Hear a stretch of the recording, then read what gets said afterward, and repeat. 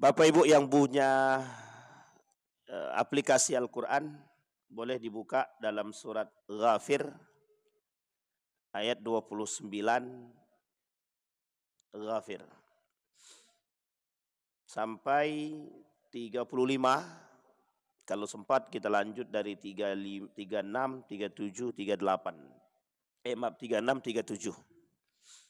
Itu berkaitan. Di dalam kitab Tafsir Al-Munir, karangan Wahbah Zuhaili, ulama kontemporer yang baru wafat baru-baru ini.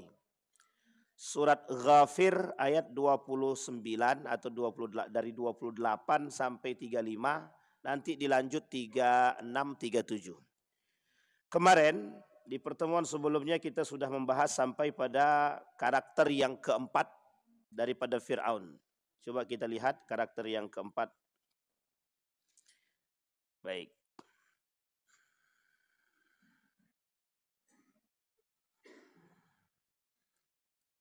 Pada karakter yang keempat itu dalam surat Al-Qasas ayat 4, kita ulang sedikit. Qasas, Al-Qasas ayat 4.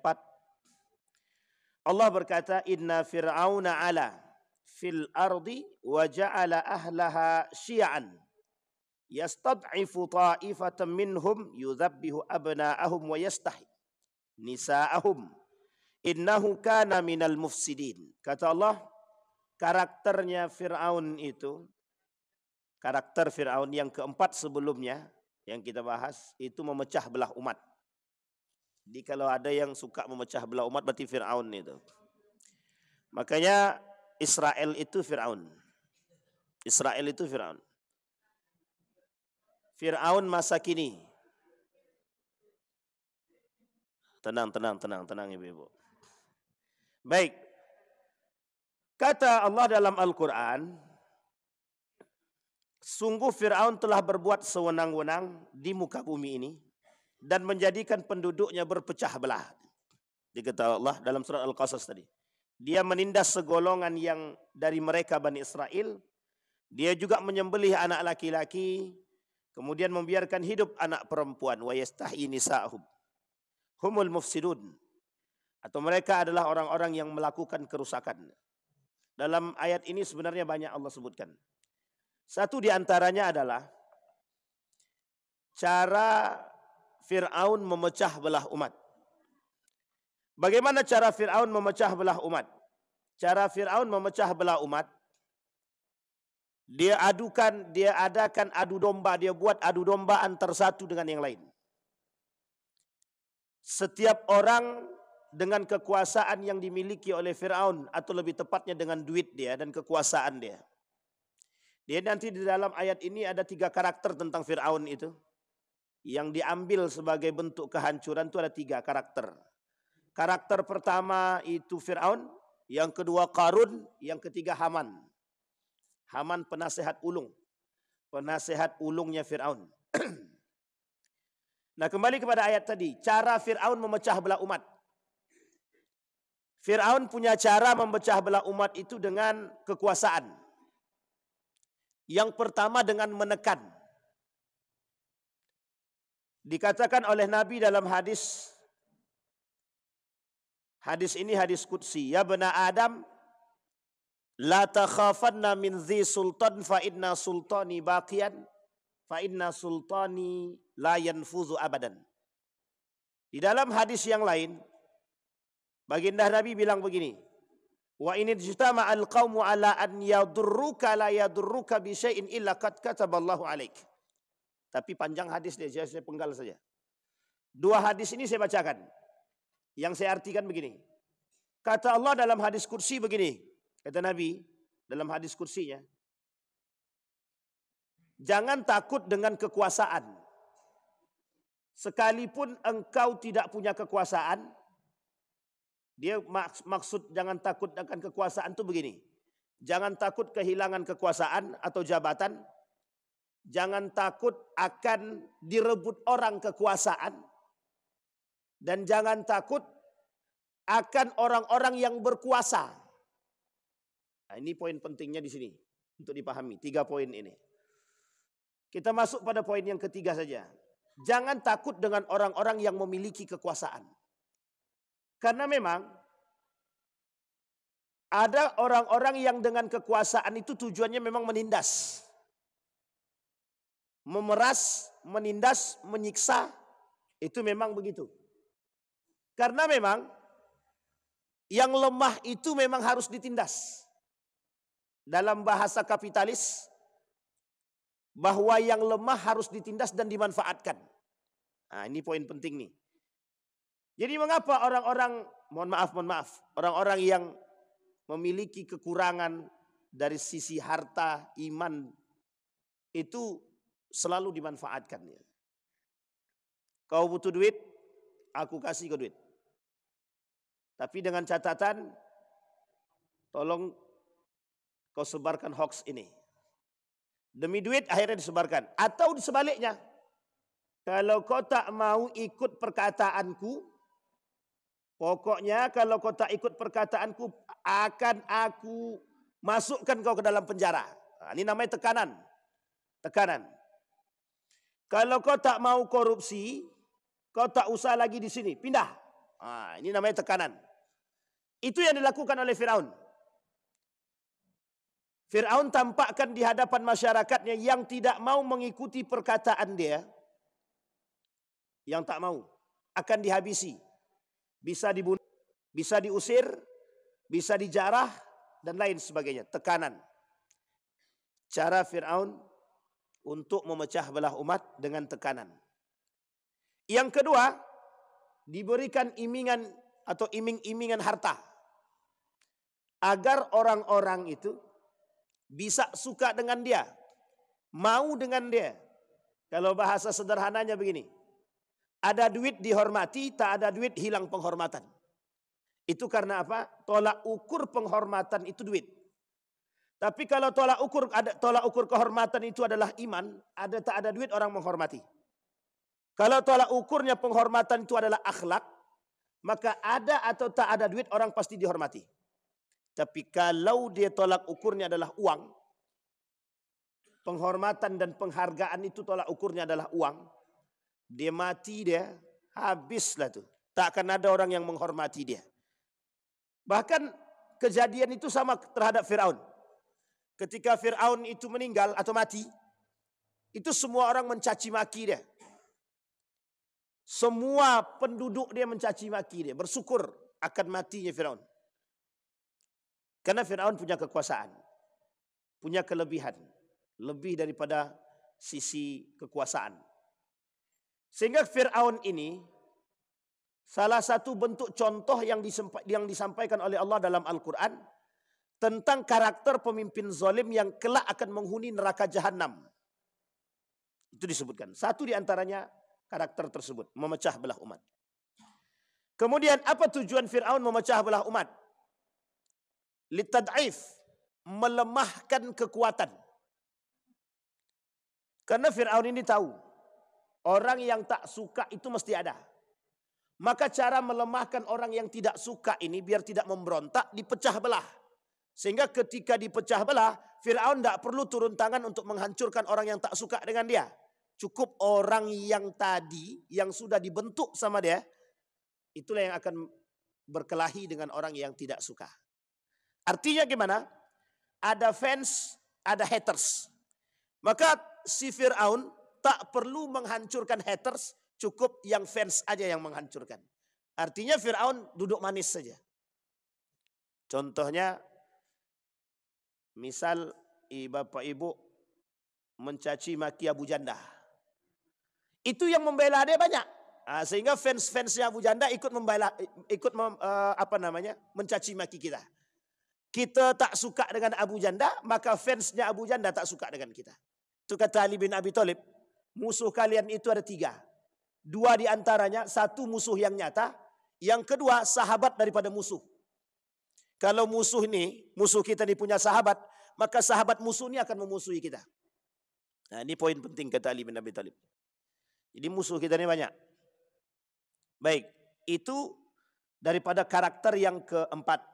Daripada Fir'aun. Yang dibunuh Fir'aun itu Bani Israel. Karena ketakutannya Fir'aun dalam mimpi, yang merasa mimpi itu menjadi sebuah kenyataan. Apa kenyataan mimpi dia yang dimaksud? Ketika Fir'aun dalam mimpi dia melihat kekuasaan dia ini, masyarakat dia ini, rumah-rumah itu terbakar habis. Kecuali tinggal rumah Bani Israel. Ini dalam pensarahan Gus Baha itu. Kecuali tinggal rumah orang Bani Israel.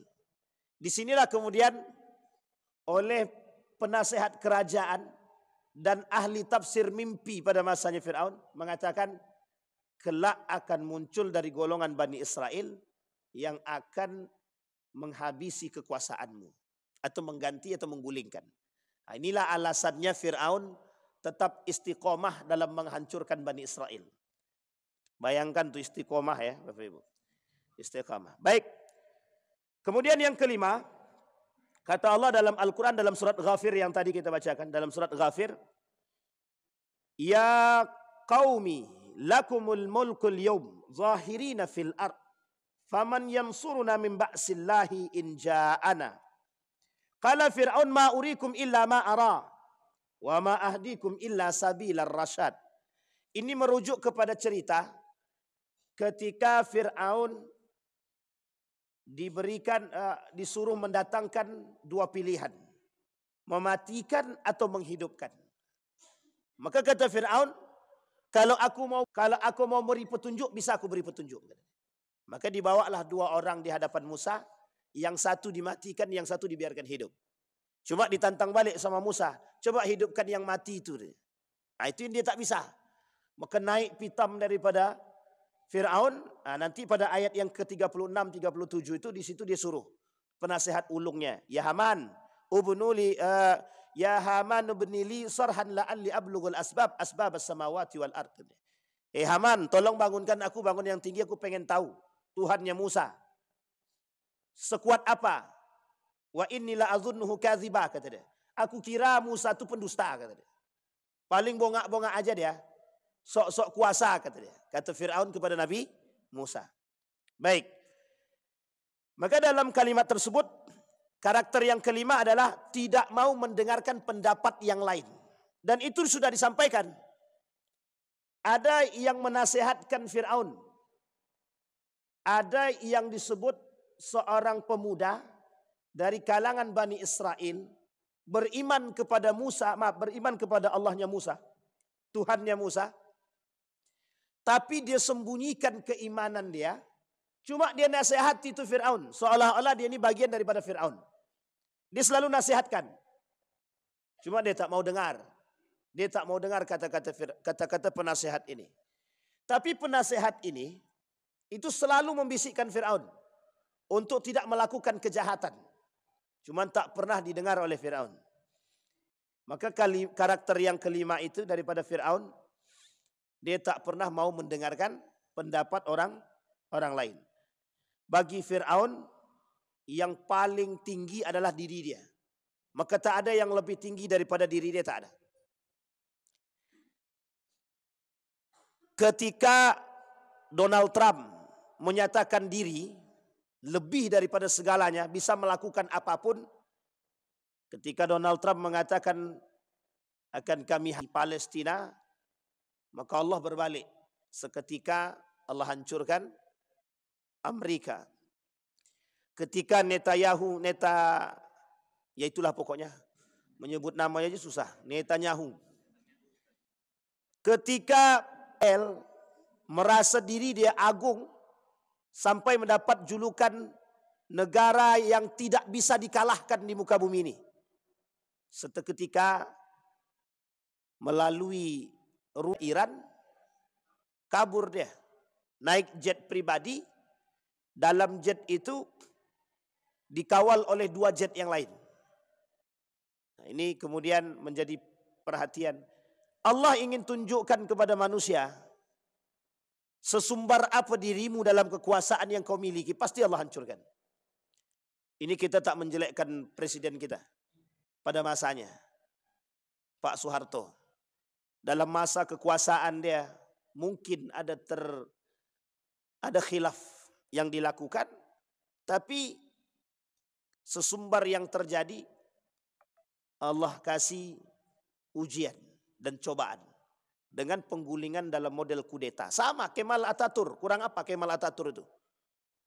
Panglima perang terkenal yang sangat memahami strategi perang dan tahu betul, tapi tumbang di tangan para partai anak muda tanpa ada pertumpahan darah.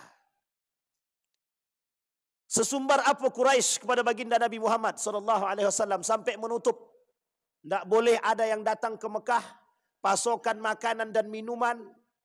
Tapi ketika kekuatan yang dibangun oleh Nabi di Madinah serasa sudah cukup, melalui negosiasi dan penutupan tempat atau embargo bagi penduduk Mekah untuk datang ke Madinah dalam bentuk jalur perdagangan, ditutup sama penduduk Madinah. Akhirnya orang-orang Mekah kebingungan. Dibangun komunikasi dengan sekitar Mekah. Akhir yang terjadi, Fathu Makkah, penaklukan kota Mekah tanpa ada pertumpahan darah. Dan ini semua yang merasa hebat akan ditumbangkan. Semua yang merasa kuasa akan ditumbangkan. Babilonia pada masanya, Babilonia, Irak sekarang, pada masanya pernah berkuasa yang sangat tangguh. Sampai Nabi sebutkan dalam hadis itu, 3 kekuatan besar kelak di akhir zaman yang tampak. Bukan Iran ya. 1 Irak, yang kedua Yaman, yang ketiga Syam. Irak itu pengkhianat besar. Mengkhianati Ali bin Abi Thalib, mengkhianati Al-Hasan, mengkhianati Al-Husain. Itu pengkhianat itu. Irak itu. Pada masanya. Sehingga disampaikan oleh Nabi dalam hadis dia, 3 kekuatan besar Irak ini punya sejarah. Irak ini tak jauh berbeda dengan Iran punya sejarah atau mental pejuang. Mental berperang. Pada masa Babilonia, kekuatan Irak itu di atas. Sampai Irak itu bisa membeli orang-orang Yahudi pada masanya. Yang kemudian diajak kerjasama untuk membangun Babilonia ketika itu. Kecemburuan oleh Persia, ingin kembali menaklukkan Babilonia, maka Persia yang Iran hari ini pernah bekerja sama dengan orang-orang Yahudi yang sudah bekerja sama dengan Irak itu dalam bentuk pengkhianatan Yahudi. Diambilnya orang Yahudi dari Irak tadi, Babilonia tadi, bersekutu dengan Iran, bersekutu dengan Persia, kemudian dia gulingkan Babilonia. Jadi 2 negara ini, Iran dengan Irak ini punya mental perang yang besar, yang tidak boleh kita tutup mata. Jadi kalau prediksinya para ulama, sebagian para ulama memprediksi begini, Iran tuh pasti menang. Nah, itu bahasa kasarnya. Kata dia, ini prediksi ya. Iran tuh pasti menang. Kata dia. Nah, ini karena benih-benih perang dunia ketiga ini dah nampak. Gitu. Uniknya negara-negara Islam yang tunduk ini belum menentukan sikap sebelah mana. Apakah ke Amerika ataukah ke Rusia, Cina, Iran. Nah, ini kata SBY 5 pemegang kendali dunia dalam urusan perdamaian. 1 di antaranya adalah Rusia, kemudian Cina, Iran, Amerika, Israel. Itu tergantung pada permainan mereka lah. Ini yang disebut dengan model geopolitik. Uniknya Amerika punya proxy war. Perang menggunakan proxy. Iran juga sama. Perang menggunakan proxy. Artinya apa? Model berperang mereka dalam jalur politik ini 2. Mereka menggunakan tangan orang lain untuk memanfaatkan dunia. Sama, begitu juga Iran. Iran juga memanfaatkan perperangan, kemudian dia bisa mendapatkan keuntungan. Dan itu terjadi. Selalu terjadi. Ketika Yahudi berperang dengan Babilonia, dia menikmati saja. Tak perlu energi banyak untuk dikeluarkan. Ketika Persia menang atas Babilonia, itu menangnya tidak perlu mengerahkan tenaga dengan sekuat tenaga. Maka Iran ini punya masa lalu yang tidak boleh kita tutup mata. Karena memang kekuatan. Dia pernah menaklukkan Babilonia, pernah menghancurkan Yahudi. Dan Iran selalu berada di balik penaklukan Yerusalem. Iran selalu berada di balik penaklukan Yerusalem yang dilakukan oleh Eropa. Nah, ini dalam sejarah. Kembali kepada poin tadi. Bahwa Fir'aun tak pernah mau menerima pendapat siapapun. Dia tahu orang-orang lain ini yang memberikan pendapat bukan Tuhan. Sementara diri dia Tuhan. Artinya Fir'aun sudah mengaku diri dia Tuhan. Maka kalau ada sekarang manusia yang mengaku diri dia Tuhan, berarti dia lebih parah daripada Fir'aun. Baik, itu yang kelima. Kemudian di dalam surat Ghafir ayat selanjutnya itu, wa qala alladzi amana ya qaumi inni akhafu alaikum mithla yaumal ahzab. Disampaikan di situ. Ada ketakutan terhadap kaumnya akan terjadi perkampungan-perkampungan yang akan mendapatkan ahzab wal azab. Jadi ada ketakutan yang terjadi. Seorang pemuda yang beriman yang menyembunyikan keimanannya terhadap Fir'aun itu, dia kata begini, aku takut kelak Fir'aun dan para pengikutnya ini diazab oleh Allah itu. Bahkan belum sempat dia beriman kepada Allah, mereka sudah diazab. Karena memang cerita sebelumnya begitu. Orang-orang yang tak beriman kepada Tuhan, kepada Allah, yang dibawa oleh risalah oleh para nabi, kemudian mereka di bumi hanguskan oleh Allah. Maka karakter Fir'aun ini sebenarnya menjadi contoh. Itulah alasan kenapa Fir'aun ini tidak disebutkan oleh Allah dalam Al-Quran nama asli. Karena kejadian itu akan terus terulang. Buktinya dengan nyata kita lihat hari ini, para penguasa-penguasa menganggap diri mereka lebih dan berkuasa. Baik dari sisi harta yang berkuasa, baik dari sisi kekuasaan yang berkuasa, baik dari sisi permainan politiknya yang berkuasa, mereka merasa semua itu sudah di atas. Jadi tidak perlu lagi yang namanya Tuhan. Maka pernah terjadi pada masa dahulu Yunani, seorang pemikir Yunani itu merasa begini, ketika kekacauan dengan kekuasaan yang pernah terjadi, sampai dia bilang begini, Tuhan itu sudah mati. Kami tidak butuh Tuhan. Kami tidak butuh Tuhan.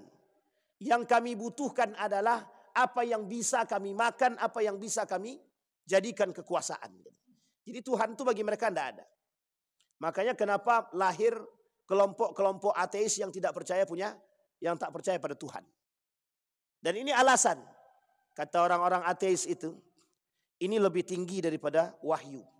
Akal ini lebih tinggi daripada wahyu. Sehingga kami tidak butuh Tuhan. Wahyu datang dari Tuhan.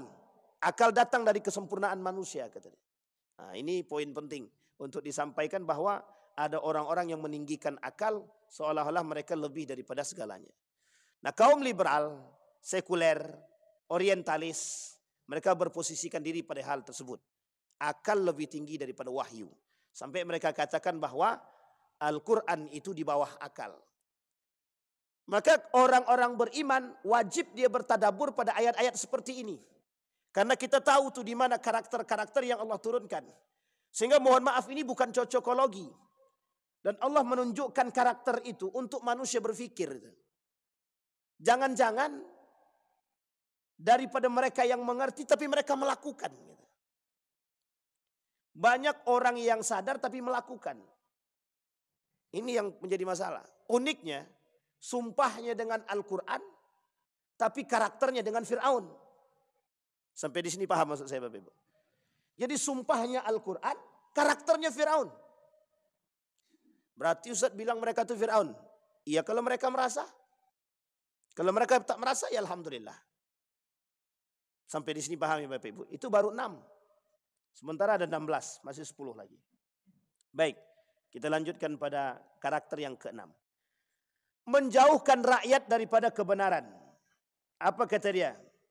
Ketika Musa memberikan kebenaran dalam membawa risalah sang pencipta, apa kata mereka? Haman, kemudian Fir'aun, innahu lasahirun kadzab.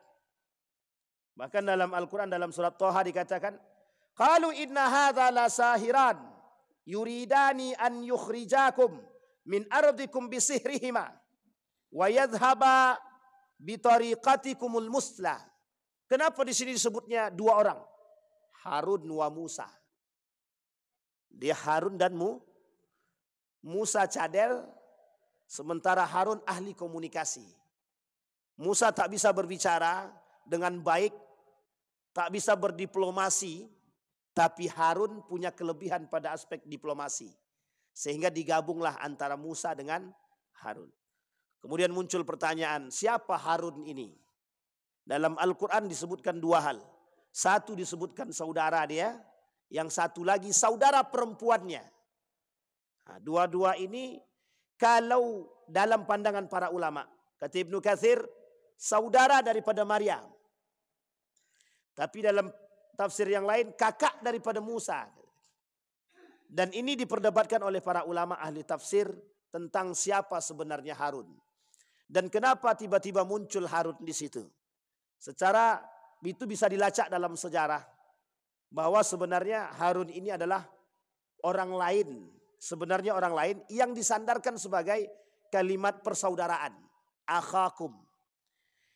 Atau lebih yang disebut dalam Al-Quran tersebut, saudara perempuan kalian. Nah, saudara perempuan ini siapa? Ini kemudian yang menjadi persoalan. Ada yang mengatakan dia daripada Maryam, ada yang mengatakan dari yang lain. Nah, kata Fir'aun, Musa, Harun, pembongak. Jangan kalian percaya. Nah, Fir'aun melakukan penekanan itu kepada mereka. Sama halnya yang dilakukan pada masa sebelum Umar bin Al-Khattab. Sebelum Umar bin Al-Khattab masuk ke dalam Islam. Pada masa Abu Jahal, Abu Lahab. Untuk menggeserkan kebenaran itu, tekan itu. Dia tekan dulu. Dia sampaikan kepada masyarakat itu. Muhammad itu kazab. Muhammad itu sahir. Muhammad itu penipu. Muhammad itu tukang sihir. Disampaikan tuh. Kata Abu Jahal, Muhammad itu la sahirun kazab. Sangat penyihir ulung. Sehingga membuat kalian terhipnotis dengan perkataannya. Umar bin Khattab juga melakukan hal yang sama pada budak dia. Ada budak perempuannya. Umar bin Khattab kata, itu tidak benar. Tapi pengakuan Abu Jahal, kebenaran apa yang disampaikan oleh Muhammad kepada Abu Sufyan dan kawan dia. Kemudian Abu Sufyan bilang, kenapa ente sudah tahu kebenaran Muhammad, kenapa ente tidak masuk Islam? Dari kabilah Muhammad dari kabilahnya Muhammad ada nabi, dari kabilah kami tak ada nabi. Gengsi aku, kata dia. Jadi Abu Jahal menyebarkan hoax itu karena gengsi aja. Abu Jahal meredam kebenaran itu karena gengsi. Fir'aun sama. Fir'aun tak mau rakyat dia terpesona akan kebenaran. Maka dia kata Musa Harun itu pendusta. Apa dia kata sama masyarakat itu? Mereka menginginkan kekuasaan. Mereka ingin menggulingkan diriku agar mereka mendapatkan kekuasaan pada sisiku, kata dia. Coba bayangkan Fir'aun. Sekarang ada yang begitu ada. Menebar hoax untuk menjatuhkan karakter orang lain. Itu bagian daripada Fir'aun sebenarnya. Karakter-karakter Fir'aun yang dilakukan. Maka kata para ulama, sebagian para pengamat itu mengatakan, Fir'aun pada masanya itu sudah berperang dengan media. Digunakan media. Media maksudnya lisannya orang lain. Dia gunakan tulisan oleh penasehat ulung dia. Cara menyebarkan hoax tadi, berita ditulis dalam bentuk risalah atau surat, kemudian disebarkan kepada masyarakat. Dibacakan di hadapan masyarakat akan kebohongan Musa dan Harun. Sekarang kan begitu. Untuk menjatuhkan lawan itu butuh strategi. Salah satu strategi yang digunakan adalah menebar aib. Jadi menyebar aib dengan media. Bahwa si Fulan ibn Fulan tak layak jadi pemimpin, jatuhkan dia. Dia punya aibnya ini. Hancur, habis karakter orang.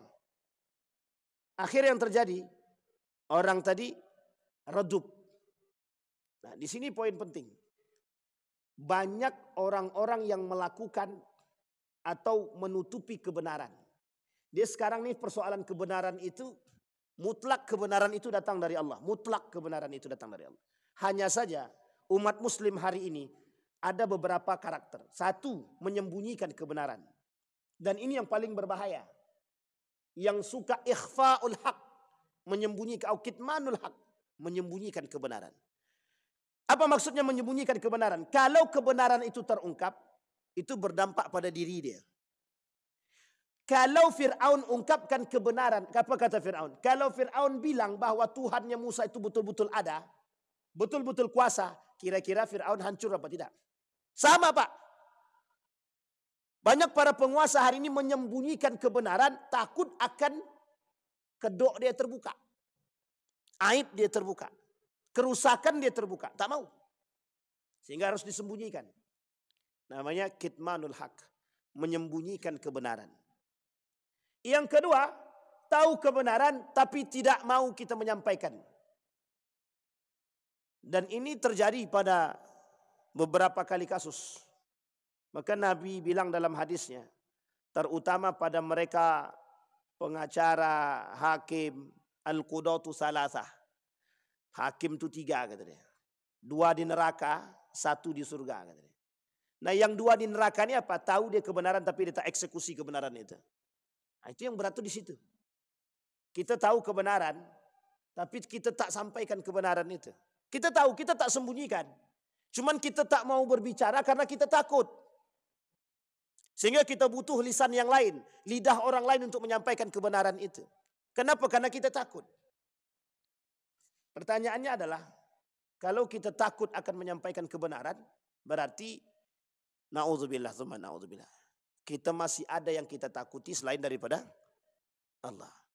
Ini Bapak Ibu kan kita mengkaji ilmu tasawuf. Apa hukumnya takut kepada selain daripada Allah? Apa hukumnya takut kepada selain daripada Allah? Itu bisa kufur.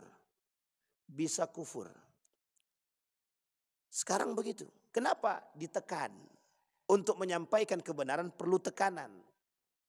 Biar jangan sampai kebenaran itu tersebar, tekan dulu. Sehingga orang tak berani berbicara. Orang tak berani berbuat. Orang tak berani berkata. Inilah kemudian kenapa karakter Fir'aun itu masih ada. Masih banyak orang-orang yang takut kebenaran itu terkuak harus ditekan. Dan uniknya ada orang-orang yang berani, yang tak mau menyampaikan kebenaran. Takut. Yang kedua. Yang ketiga, kebenaran itu memang harus disampaikan melalui pribadi-pribadi orang-orang yang berani untuk menyampaikan kebenaran. Dan ini yang hari ini kita sedikit temukan. Kenapa? Lisan kita seolah-olah terjaga untuk tidak menyampaikan kebenaran itu secara terang-terangan. Nabi kata begini, jika kebenaran itu bisa menyelamatkan dan bisa merubah pandangan, maka sampaikan kebenaran itu dalam bentuk keramaian sekalipun tak disukai. Inilah asal mula kalimat itu, qulil haq walau kana marra. Sampaikan kebenaran meskipun pahit. Jangan salah menempatkan hadis ini. Karena dulu untuk mengatakan kebenaran pada masanya itu butuh kekuatan. Sama, hari ini juga begitu. Para Fir'aun yang ada sekarang, kita ambil contoh Bapak Ibu. Ketika Iran melakukan atau memberikan hadiah rudal Israel, itu sistem intelijennya udah rusak semua itu. Cuma masih bisa membuat atau menutupi kebenaran. Berita tentang rakyat Israel menangis itu tidak semua orang tahu. Hanya ada beberapa video yang kemudian sebelum dihapus sudah diambil, sudah di-download. Itu pinternya Fir'aun pada masa sekarang itu. Jadi dia tutupin tuh kebenaran. Apa kata itu? Dalam rilis resmi mereka. Iran cuma tidak tepat sasaran. Dia tak merusak.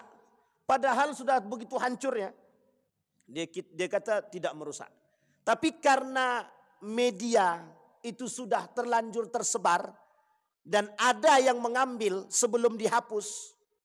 Maka kemudian tersebar akan kelemahan Dia kata masyarakat dia tidak punya masalah dengan psikologi.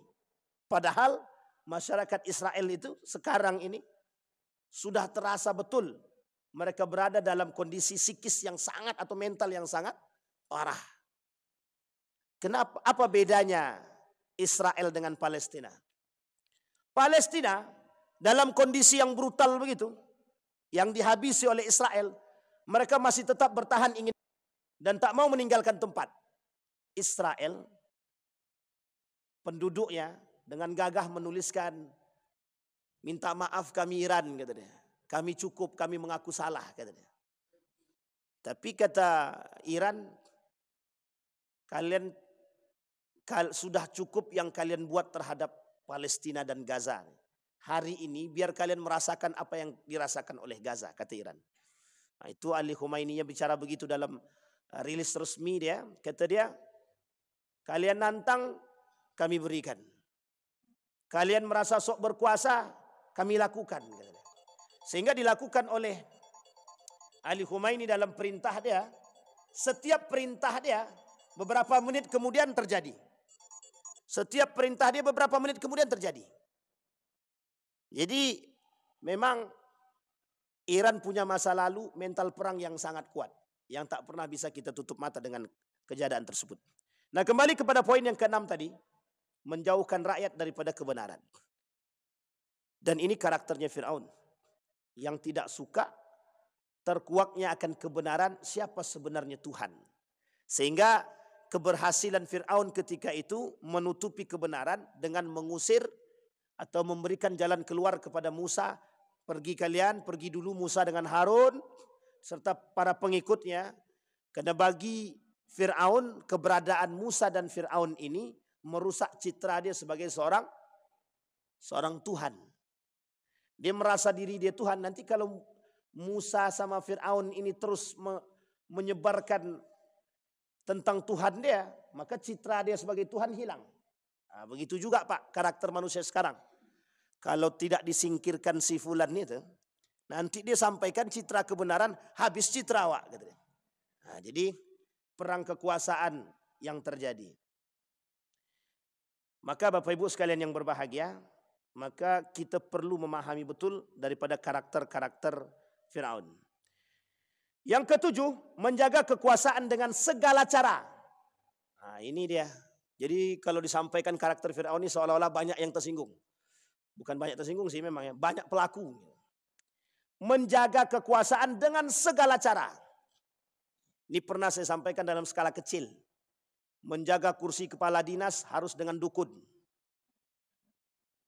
Itu cara yang paling sederhana itu. Untuk kufur terhadap Tuhan itu, yang paling sederhana, sholatnya di masjid, mempertahankan kekuasaannya di dukun. Kata Tuhan, kalian yang betul yang mana, kata dia. Butuh aku atau butuh dukun, kata dia. Sehingga apa ya, permainan kata setan, kami sedang bertugas, kata dia. Apa tugasmu? Mengamankan kursi. Jadi setan nih, dulu setan tuh tak banyak tingkahnya. Kerjaan setan tuh cuman menghasut aja. Sekarang kerjaan setan tuh ya sama banyak sekarang kerjaannya. Tidak hanya kita saja. Jadi kerjaan setan tuh mengamankan kursi, mengamankan kekuasaan, mengamankan harta, semua kerjaannya sekarang. Padahal dulu bukan begitu. Janjinya mereka dengan iblis, janjinya iblis dengan Tuhan tuh cuman ingin menghasut aja. Menghasut biar orang ini menyeleweng dari garis itu. Tapi sekarang nambah kerjaan itu. Setan, iblis dan jin itu tambah kerjaan. Kasihan betul dia. Yang harusnya hidup di malam hari, sekarang siang hari pun harus hidup. Sampai di sini bisa dipahami ya Bapak Ibu ya. Satu. Kemudian menjaga kekuasaan dengan segala cara. Diktator, otoriter. Protes malam hilang. Yang gitu. Pernah terjadi masa kelam itu di kita. Mungkin bapak-bapak yang merasa, kami yang muda-muda nih masa itu masih hidup. Masih lah saya. Tapi belum besar betul lah kan gitu. Masih kecil. Tapi itu pernah terjadi dalam sejarah kan begitu. Kemal Atatürk itu membuat para ulama pada masanya itu sangat ketar-ketir. Asal menyampaikan agama, asal menyampaikan bahasa Arab, Langsung pindah alam. Kalau cuma pindah negara masih mending. Ini pindah alam. Pada masa Kemal Atatürk. Tahu Bapak Ibu pindah alam maksudnya? Mati. Jadi Kemal Atatürk itu, kalau tahu dia ada ulama yang menyampaikan kebenaran itu, ada ulama yang menyampaikan ilmu agama di tengah masyarakat secara terang-terangan, itu ulamanya dideportasi, bukan dideportasi, dikeluarkan atau dibunuh, atau diasingkan. Atau dimasukkan dalam penjara itu. Sama seperti Buya Hamka dimasukkan dalam penjara yang sangat sempit katanya. Sangat-sangat sempit. Itu pada masa dahulu. Buya Hamka protes, dimasukkan ke dalam penjara. Awalnya penjaranya agak besar sedikit, makin lama makin kecil, makin lama cuman ukuran diri dia dengan tempat tidur itu tadi, sama ruangannya sekecil itulah. Jadi memang karakternya begitu, cara menjaga kekuasaan. Jadi ditekan siapapun yang menyampaikan kebenaran habisi. Biar tidak ada yang mengganggu kursi dia. Siapa lawan politik dia? Tebarkan fitnah, citra buruk dan lain sebagainya. Dan memang kata Nabi di akhir zaman begitu itu. Pengikut Fir'aun itu banyak. Ternyata pengikut Fir'aun itu tidak pada masa dahulu gitu. Sekarang tuh banyak juga pengikut Fir'aun. Makanya karakter Fir'aun tidak langsung disebutkan dalam bentuk nama asli. Kenapa karakter Fir'aun itu akan tetap ada pada diri orang-orang saat ini. Kata Allah di dalam Al-Quran, dalam surat Ghafir tadi, ayat 26. Itu Allah sampaikan. Wa qala Fir'aun zaruni aqtul Musa wal yad'u rabbah inni akhafu an yubaddila dinakum au yudhhira fil ardil fasad. 26 dan 27. Wa qala Musa inni uztu bi rabbi wa rabbikum min kulli mutakabbirin la yu'minu biyaumil hisab. Ditantang sama Musa. Fir'aun bilang begini, pokoknya gimana caranya bunuh Musa. Nanti kalau tak dibunuh Musa nih, dia akan menyebarkan kebenaran, nanti masyarakat kita berganti agama. Yang tadinya menyembah aku, nanti Tuhan yang disembah Tuhan Musa. Bunuh Musa tuh.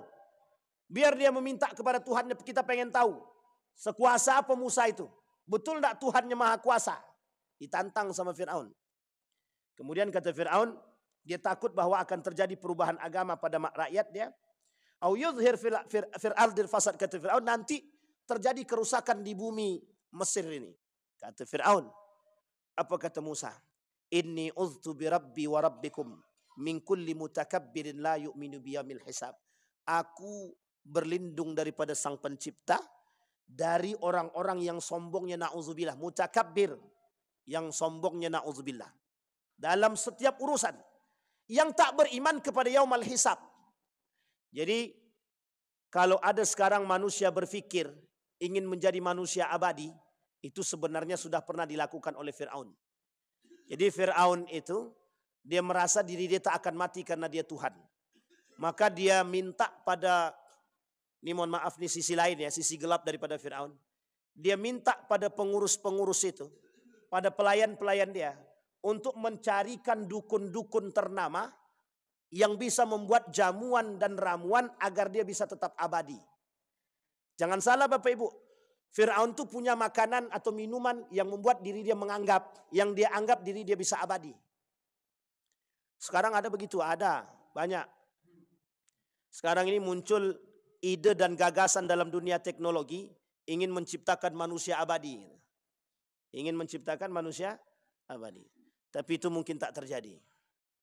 Karena manusia abadi habis.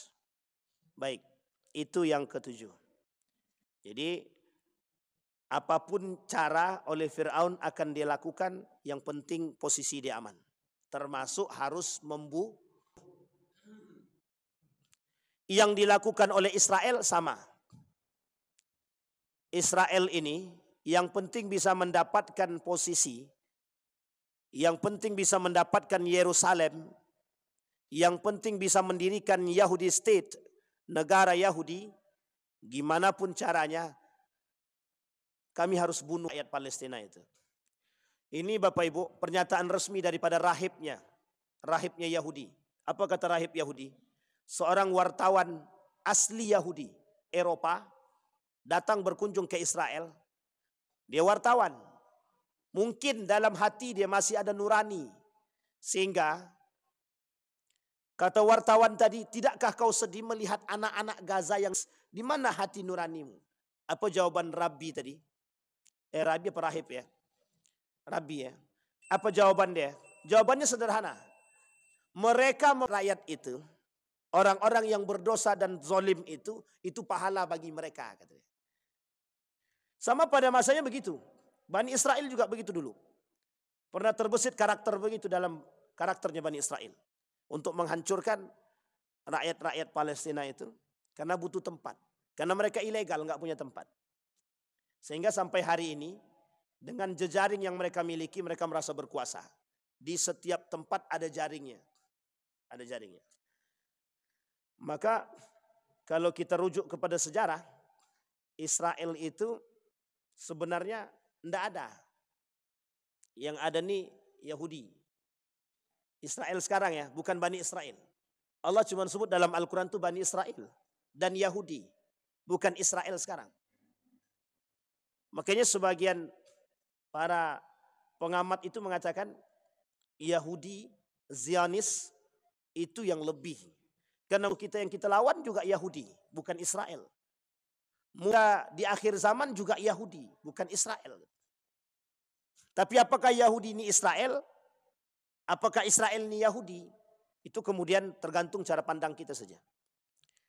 Karena memang yang membantu Israel ini, itu juga orang-orang Yahudi. Jejaring Yahudi yang ada di beberapa negara.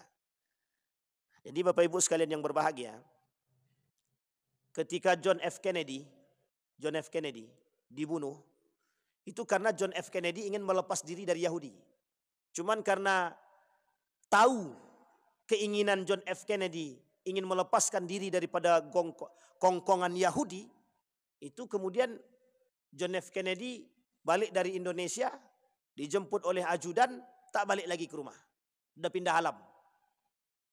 Jadi saking seriusnya mereka itu untuk mengamankan. Kenapa?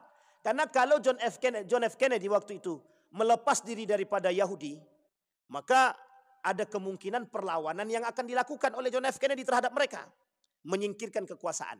Sementara ketika itu yang memegang kendali Amerika adalah Yahudi. Dua dinasti, Rockefeller dan Rothschild. Baik. Yang ke-8 terakhir. Dia ada 16, 8 kemudian kapan waktu kita sampaikan. Yang ke-8 anti reformasi. Anti perubahan. Fir'aun tidak mau melihat adanya perubahan di kalangan masyarakat. Dengan segala cara akan dia lakukan agar jangan sampai rakyat dia sadar. Jadi selalu dibangun citra, selalu dibangun berita, hoax. Setiap ada yang menyampaikan kebenaran, tutup dulu. Ini cara Fir'aun bagaimana? Menyebarkan. Melalui lisan dia gunakan media. Medianya itu media tertulis. Dalam bentuk pengumuman yang dibacakan oleh kekuasaan, penguasa, sekretaris dia, dibacakan. Tak ada namanya kebenaran itu tak ada. Kebenaran yang mutlak itu cuma datang dari Fir'aun. Tidak ada kebenaran yang mutlak datang dari yang lain, tak ada.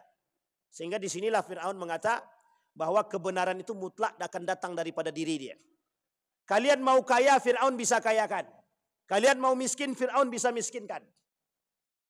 Nah, ini poin pentingnya Bapak Ibu. Jadi memang, tapi sekarang kita lihat memang banyak yang begitu. Orang kaya, mohon maaf jangan tersinggung orang kaya, yang tak beriman maksud saya. Itu memang hampir mirip dengan Fir'aun itu.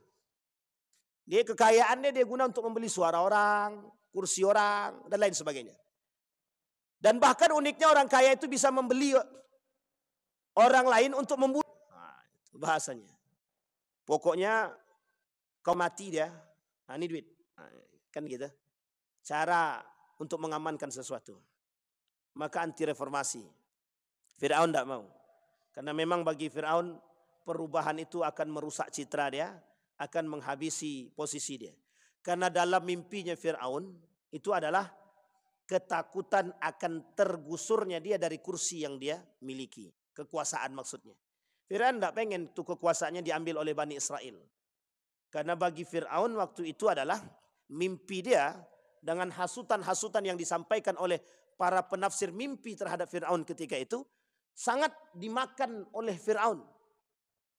Nah, uniknya perintah itu muncul. Dalam surat Ghafir tadi, bunuh laki-laki dari kalangan Bani Israel. Dan biarkan hidup anak-anak perempuan. Kurang bejat apa dia? Yang tak ada pada masa sekarang ini mungkin itu cuman. Kalau yang lainnya ada. Melakukan segala cara demi kekuasaan ada. Menutupi kebenaran ada. Berkuasa, sangat berkuasa dengan kezaliman banyak. Tapi membunuh itu belum nampak lagi. Tapi mungkin membunuh anak kecil ya, membunuh bayi laki-laki. Itu yang belum kita nampak dari karakter manusia sekarang. Para penguasa-penguasa sekarang. Mudah-mudahan tak terjadi. Sampai di sini bisa dipahami Bapak Ibu ya. Qalu ajitana litalfitana amma wajadna alaihi aba'ana wa takuna lakuma al-kibriya fil ardi wa ma nahnu lakuma bimu'minin. Apa kata Allah dalam Al-Quran? Mereka berkata, apakah engkau datang kepada kami untuk memalingkan kami dari apa atau kepercayaan yang kami dapati dari nenek moyang kami, mengerjakannya menyembah berhala dan agar kamu berdua, Musa wa Harun, mempunyai kekuasaan di bumi, kata Fir'aun. Jadi cara Fir'aun menghasut masyarakatnya, dibuatlah hoax bahwa Musa dan Harun ini ingin mengambil kekuasaan. Sehingga kata dia perubahan yang dibawa oleh Fir'aun dan Musa itu hanya untuk mengambil kekuasaan saja. Nah Bapak Ibu sekalian yang berbahagia. Kebohongan yang nyata yang disampaikan oleh Fir'aun terhadap Musa dan Harun itu sebenarnya sekarang sedang terjadi Bapak Ibu. Sedang terjadi di tengah-tengah kita. Ketika kita melihat kasus perperangan yang sekarang terjadi di ambang, kalau bahasa guru saya, gerbang perang dunia gitu, antara Iran dan Israel ini, itu sebenarnya kedua-duanya punya masa lalu yang cukup. Israel selalu dimusuhi, sementara Iran itu selalu pernah merasa menang gitu, pada masanya dengan julukannya The Great Persia pada masanya. Iran dalam pandangan para pengamat politik pasti punya misi. Misi antara lain yang dimiliki oleh Iran adalah kekuasaan. Tapi satu sisi Allah pernah katakan dalam Al-Quran, kelak akan Allah tunjukkan kebesaran itu agar mereka-mereka yang diam ini sadar. Ini yang kemudian kita lihat Bapak Ibu dari sisi lainnya. Iran berani menggempur Israel. Semua mata di dunia ini sekarang tertuju pada itu. Semua mata tertuju kepada Iran bahwa betapa beraninya Iran menghancurkan negara yang menganggap diri dia dikdaya. Hancur dalam waktu yang sesingkat-singkatnya. Kata Iran sederhana. Mana yang kalian kata paling kuat itu? Kami tak pengen mereka merasa lebih kuat daripada Tuhan, kata dia. Maka Iran lakukan itu. Sehingga semua orang mata tertuju. Kita ambil contoh. Saudi Arabia punya kekuasaan lebih. Kurang apa dia melimpah harta benda dia. Kemudian Kuwait, Qatar, Oman, Bahrain. Kurang apa? Semua punya. Tapi uniknya, Mesir pada masanya pernah berjaya lebih. Tapi apa? Ketika nego yang dibangun oleh Donald Trump, untuknya sebelum perang itu, Donald Trump sudah keliling itu. Donald Trump sudah keliling. Nah, kita nggak tahu apa misi kelilingnya. Mungkin misinya perdamaian dan lain sebagainya, kita nggak tahu. Tapi kelicikan dan pengkhianatan yang mereka lakukan, itu seolah-olah mereka itu menjadi seorang Fir'aun. Gitu. Menjadi Fir'aun. Seolah-olah Donald Trump mengatakan kami ini akan datang sebagai pahlawan di belakang. Pahlawan perdamaian. Seperti citra yang pernah dia lakukan sebelum-sebelumnya. Di sini kemudian Allah tunjukkan melalui tangannya Iran. Tapi pusat dia kan Syiah. Kita membela Palestina dan Gaza. Bukan membela Syiahnya. kita membela Palestina dan Gaza. Oh, hancurnya Israel di tangannya Iran, itu adalah bagian daripada politik. Yang satu sisi jalur kemanusiaan kita bisa dukung, tapi satu sisi dalam jalur urusan ideologi kita harus singkirkan. Karena tidak bisa, Pak. Sekarang ada yang mau menghancurkan, tak ada yang sanggup selain daripada Iran. Akhirnya alhamdulillah sekarang dibantu. Yang membantu pun Cina dan Rusia. Termasuk ada negara kecil yang disebut dengan Yaman dan Turki. Tapi dalam sejarah begitu. Dalam hadis Nabi juga begitu. Satu Irak punya kekuasaan yang kemudian kekuatan Irak itu kata para ulama jangan digubris karena dia bagian daripada pengkhianatan. Yang kedua Yaman. Yaman dia tak terlalu berkuasa tapi selalu membantu. Nah ini dia Pak. Dan yang terakhir pejuang-pejuang yang sesungguhnya nanti akan muncul dari Syam, Palestina, Yordania, Suriah, kemudian Libanon, Yerusalem, itu Palestina. Maka kelak pejuang-pejuang itu akan lahir dari situ. Nah Bapak Ibu sekalian yang berbahagia, dari 8 yang sudah kita sampaikan karakternya Fir'aun ini, itu Bapak Ibu tengok sendirilah. Ada enggak karakter itu terhadap manusia hari ini? Yang ditakutkan oleh Allah itu, bukan ditakutkan oleh Allah, yang ditakutkan oleh para ulama itu, yang dikhawatirkan oleh Nabi itu adalah munculnya orang-orang yang mungkin tak mengaku Fir'aun, tapi karakter dia sudah seperti Fir'aun. Bahkan yang lebih berbahaya lagi, Fir'aun itu bukan hanya secara global. Fir'aun itu ada dalam rumah tangga kita. Nah, ini dia yang takutnya nih Pak. Entah itu Fir'aunah atau mungkin itu Fir'aun saja. Tahu Fir'aunah maksud saya Pak? Ibu-ibu jadi Fir'aun. Atau bapak-bapak yang jadi Fir'aun. Mudah-mudahan kita bisa mengambil ibrah daripada karakter-karakter Fir'aun. Bisa kita menjaga diri agar tak terjerumus dalam perbuatan-perbuatan Fir'aun. Insya Allah Allah jaga kita dalam keistiqamahan dan husnul khatimah. Kita berdoa pada Allah. A'udzubillahi minasyaitonirrajim. Bismillahirrahmanirrahim. Hamda syakirina hamdan na'imin hamda yuwafi ni'amahu wa yukafi'u mazidah ya Rabbana lakal hamdu kama yanbaghi li jalali wajhikal karim wa azim sultanik. Allahumma salli ala Muhammad wa ala ali Muhammad fil alamin innaka Hamidum Majid. Ya Hayyun ya Qayyum ya Fattah ya Alim ya Aziz ya Ghaffar ya Rabbal alamin. Allahumma faqihna fid din wa alimna ta'wil. Allahumma ansur man nasara ad-din wa khudhul man khadhal muslimin. Allahumma ansur ikhwanana al-mujahidin fi Palestin wa fi Gaza wa fi kulli makan. Allahumma dammiril yahud. Allahumma ahlikil kafarata wal mubtadi'ata wal musyrikina a'da'aka a'da'ad-din. Rabbana hab lana minas salihin. Rabbana hab lana min azwajina wa dhurriyyatina qurrata a'yun waj'alna lil muttaqina imama. Allahumma ij'alil Qur'anal 'azima rabi'a qulubina wa nura sudurina wa jilaa'a ahdanina wa dhihaba humumina wa ghumumina. Allahumma ij'alil Qur'ana hujjatan lana la hujjatan 'alaina. Rabbana atina fid dunya hasanah wa fil akhirati hasanah wa qina azabannar. Walhamdulillahirabbil alamin. Assalamualaikum warahmatullahi wabarakatuh.